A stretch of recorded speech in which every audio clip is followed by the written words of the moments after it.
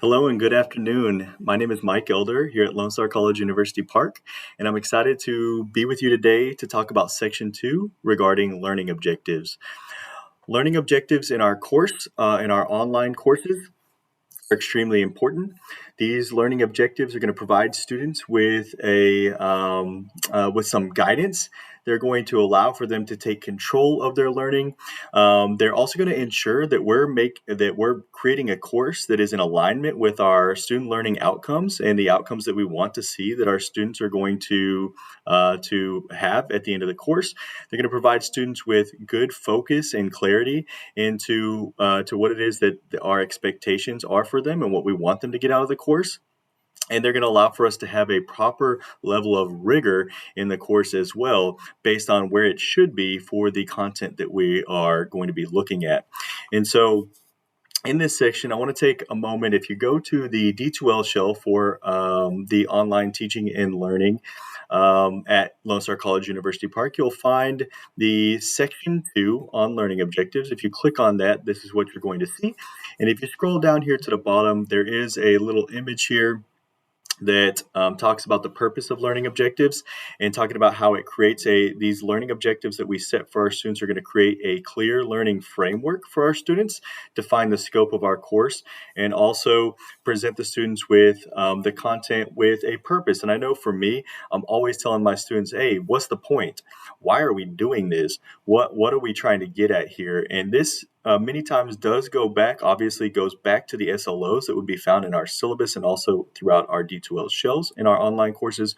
But also, it's going to go back to um, these overarching objectives that we really want our students to get out of this and how that's going to apply to what they need. And sometimes I know in microbiology or in my biology courses, sometimes we get so detailed in the course that students will forget what is the point? Why am I talking about this? And so we always are coming back to what's the point? What is the purpose of this? And why do we care?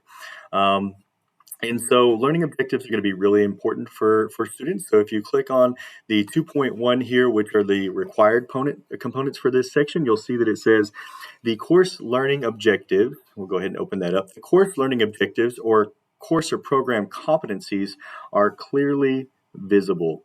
And so I know that in many of our courses, we know that if we go to our Start Here module, which is discussed in a separate section, that there's going to be a place for us to have our syllabus. And so our syllabus will be including a lot of these things, but remember, duplicity is important. And so we're going to see that we want to have these learning outcomes in other places as well. And so for each of my modules, so you can see here, this is my Lecture Exam 1 module. And in this Lecture Exam 1 module, you can see that for the SLOs that I have right here, I've included the SLOs. And as I go through the coursework, as I go through and presenting the information to my students, as I go through these Socratives or as I go through my PowerPoint lecture information, I'm going to make sure that not only do I link that back to an SLO that is here, an SLO that I would take from my syllabus and place it here. But I also want to apply that SLO into an objective that's going to make sense to the students, because sometimes reading the SLO is a little bit confusing for the students. So I want to make sure that students understand what I mean by that SLO and really what I want to get out of that. So I'll break those down into two smaller components as well.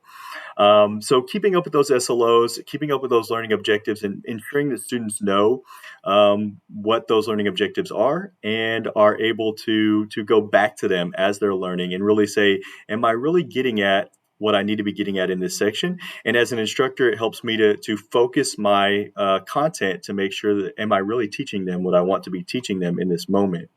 If we go to our the next section, if we go to the section on the recommended components that are here and look at those, you'll find just a few. This is a pretty short section of things, but based on our faculty qualities of excellence, you'll see that our information is chronological, weekly, or chapter level modules is present. This is something that is important in terms of creating these objectives, and competencies are going to be present in those. I think it's important that depending on how we structured our syllabus, if our syllabus is set up based on weekly content, then we want to make sure that we're structuring our D2L shell based on weekly content. So in my syllabus, I do structure out weeks for my online course. And so in my D2L shell for the Electra Exam 1 module, I have separated out week 1, week 2, and week 3. And underneath each of those sections, I'm going to have very specific things that I want them to be completing in those weeks, and the assignments with their due dates will be there. So aligning those things, providing students with a proper framework and the objectives that they need to accomplish each of those weeks is extremely important. And everybody does it a little bit differently, but I think that it's really important that we make sure that our syllabus and how we're creating our D2L shell is nice and aligned so that students can refer to both and are not confused by the structure of our course. Learning objectives or competencies are stated clearly, are written from the learner's perspective. So this goes back to what I was just saying, duplicated in the course. Keep your syllabus, keep your SLOs from the syllabus there, but also provide students with objectives that make sense to them, especially in those student learning outcomes that may be a little bit more confusing.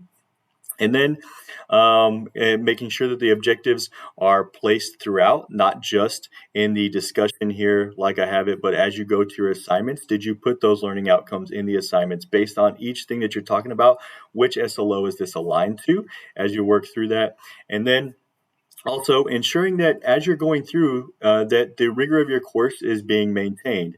As instructors, I know that we all want to make sure that our students get out of the course what they need to get out of the course, and I think it's important that we all are honed in on our student learning outcomes in our courses, and that across all of our courses here at University Park that we maintain a level of rigor that is going to be consistent and that is going to allow students to be successful at whatever it is that they transfer onto and whatever they do next. This is a pretty short section, but thank you for tuning in to the section on learning these learning objectives. If you have any questions about learning objectives, please don't hesitate to reach out to me, send me an email, or contact me. I'd be happy to talk to you about those. Thank you so much.